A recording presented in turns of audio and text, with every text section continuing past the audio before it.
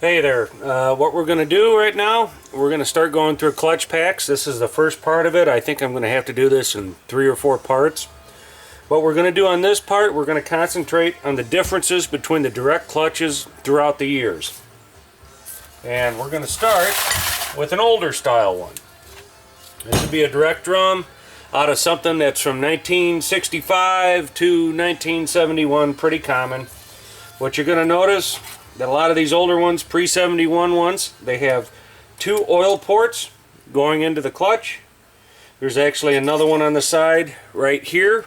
The outside is 3rd gear, the inside is reverse. It also backfeeds through the transmission to apply the outside 3rd gear in reverse on a normally operating transmission. Why they put 2 ports on this is beyond me. The later model ones only have 1, and I will show you that in a bit. But one of the major differences that you're going to have when you run across this stuff, this is your one-way Sprag. This kind of freewheels, then locks to give you 2nd gear, and then the whole unit turns to give you 3rd gear because it's 1 to 1 and 3rd. So this kind of freewheels and locks from the 1-2 shift. This can break. It'll break the wheel around here. Numerous different things. This clip on the outside can centrifugally disengage and fly off into the transmission, create all sorts of hell. But that's a little bit later in the video. So what you do, see, I don't know if you can see this. There's 2 dimples on either side. Take a screwdriver, pop the clip off. Come on. Take the retainer off. Here you can notice here's our Sprag itself. We have a smooth race on the inside. It's always smooth on the outside. The earlier ones had a smooth one on the inside. I'm going to pop this off so you can see it. This is either 16 or 18 element. It's called the dog leg Sprag. Here you can actually see what it looks like. This is the factory dog leg Sprag. Now the aftermarket version of this, they were both made by Borg Warner, has twice the elements. It's like 34 or 36 elements if I remember right.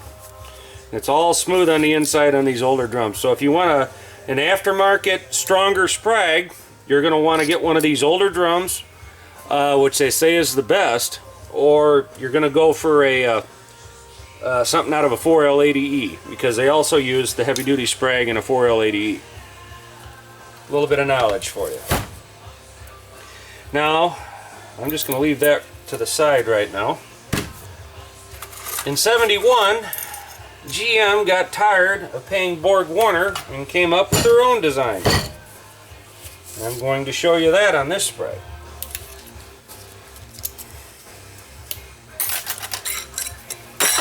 This is what it looks like when you take it off there. This is like, oh, let's see, let's count them. 1, 2, 3, 4, 5, 6, 7, yeah, an 8 element instead of 16 elements. And it's a roller Sprag. Same outer ring. However, if you notice, you got half the rollers. It looks just like the low one reverse Sprag in the front planetary, except less elements. And this can come off as a unit. Well, I'll just show you that now. And you're going to have dog legs right here where the rollers grab. Ironically, this Sprag is stronger than this Sprag. This drum and this style of Sprag is stronger than this when you use the aftermarket 34 element Borg Warner Sprag, which is in all of your, most of your 88 to 91 Turbo 400s, and pretty much all of your 4L80s were all the heavy duty Sprag. But if you're building a racing transmission, you're going to want an older drum, because they say these are stronger than the 4L80E drums, and you want to put that heavy duty Sprag in there.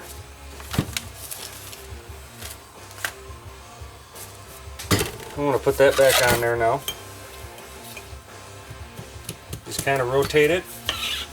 They're supposed to rotate counterclockwise, lock No, they rotate freely clockwise. Counterclockwise, no. Now, if you have one of these, oh, what do they call it? A 425 transaxle out of a Tornado or a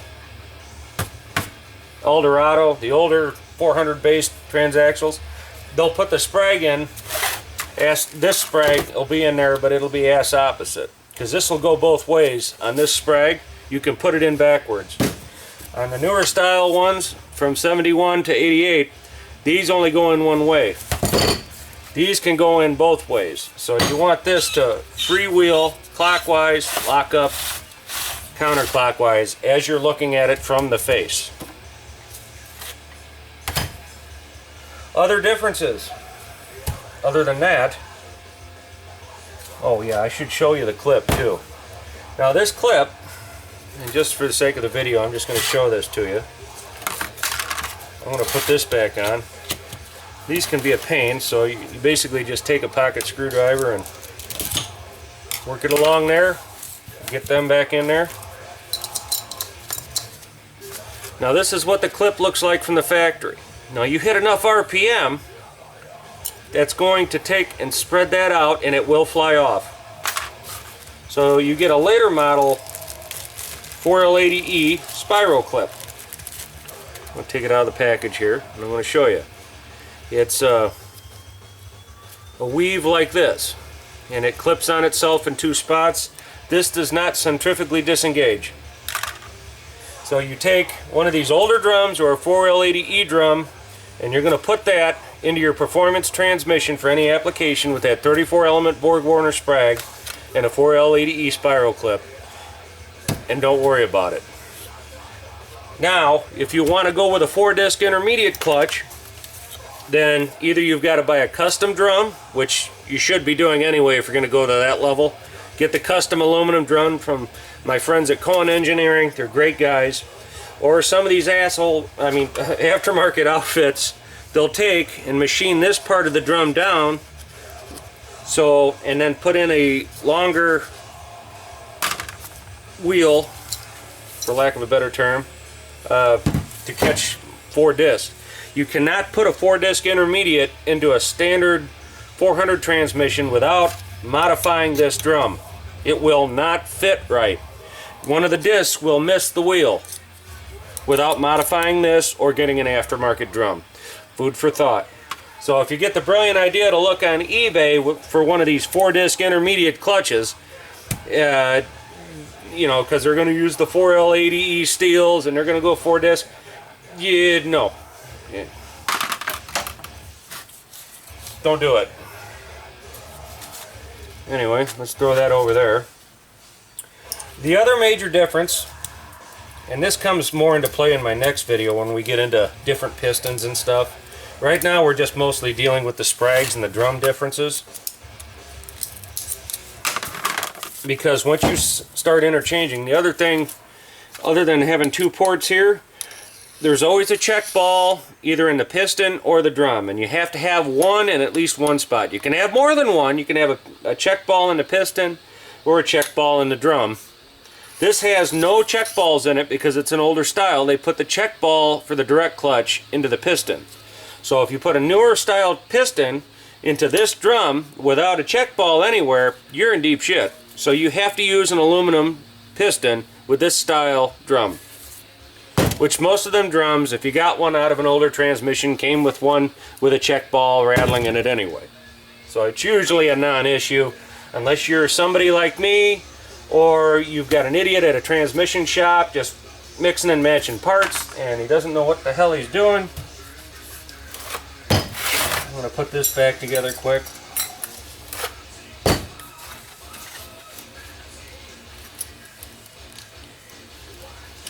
Maybe.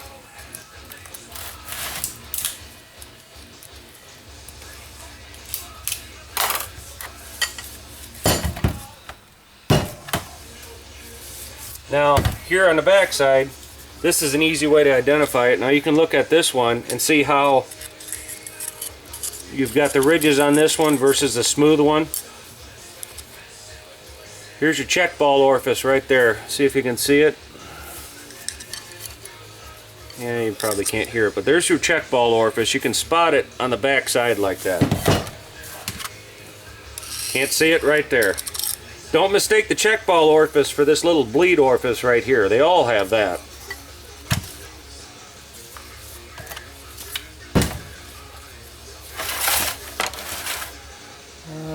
What are we going to do now? Then, I'm going to clue you in on something. In a first reverse only transmission, you never use second gear, so you don't need the intermediate. So you weld them oil ports shut to force that oil somewhere else. A little bit of a bomber secret. This is the clutch, and this has the check ball in it, so I can run a solid piston. And on this particular one, this came out of the transmission with the shifter not put together right. Misadjusted. Let me correct myself. And I did this on purpose so I can show you guys what happens. That little bit, that's a clutch disc. See it?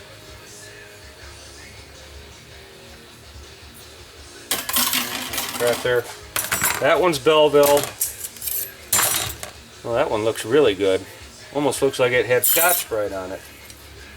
You can kind of see a little bit of color on the outside of that one. And what happened, it was slipping and it got hot.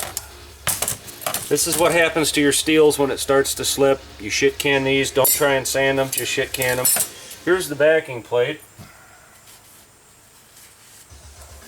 And what you're going to look for in the backing plate is we're looking for lapping marks that are still there from when it was originally made. We're looking for cracks. These are known to crack quite frequently.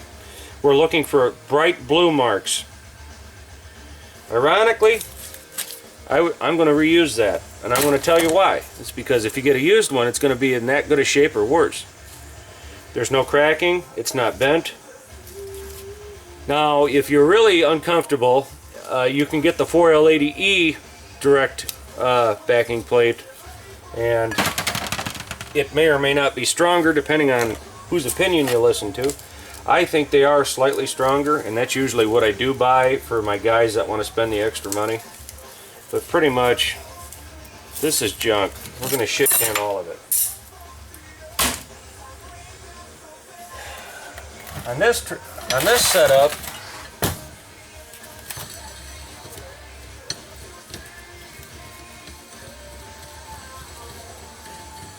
this is my custom puller, by the way. This particular transmission, I put 4L80E molded pistons in it, and it worked out very well. Which I'm going to get into all this in another video on piston differences and how you can match it up to the right drum. This is mostly to show you the differences in the direct drum. If you grab a drum out of a different transmission, don't get it too confused. And I'll go over that again in the next video.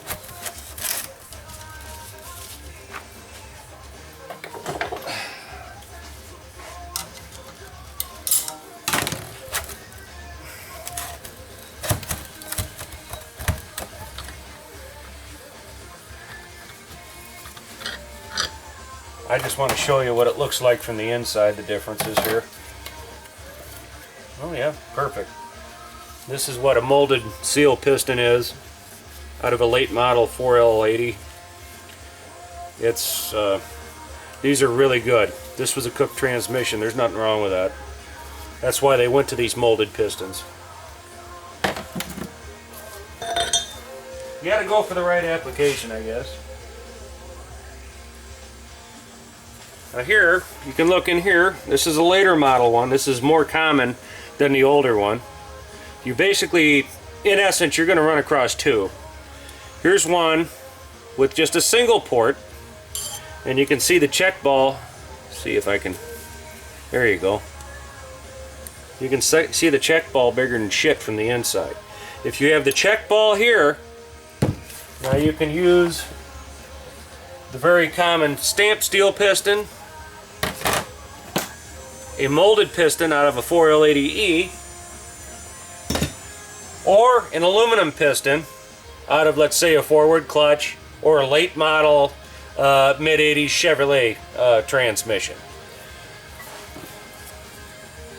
You can have you can put in a piston out of a older transmission that has a check ball in it. With this check ball, you'll have 2 check balls in it. Ain't gonna hurt nothing. It'll work just fine. What the check ball is there for is, as this develops a lot of RPM, when it's disengaged, that fluid will circulate from the inside all the way out, and it'll start, that fluid will create a bubble, and it'll start applying the clutches at high RPM. Like if you're holding first gear, gunning it down the highway. So they put these check balls in here, at least one. Like I said, the older ones put it in the piston to disengage all that fluid flow from centrifugal application. And here again, as comparison, here's the older one with dead giveaways, 2 ports, 1 port, check ball. Those are the 2 major differences you gotta understand. Now, when you get one of these, then pop that clip off, and you can have this style Sprag on it, or this style Sprag on it, even though it has no check ball and 2 ports. But usually if you see 2 ports, you have no check ball, so then you got to pay real close attention to how you use it and what piston goes in it. Usually the piston that comes out of this goes back in it. This one can take just about anything. Rule of thumb.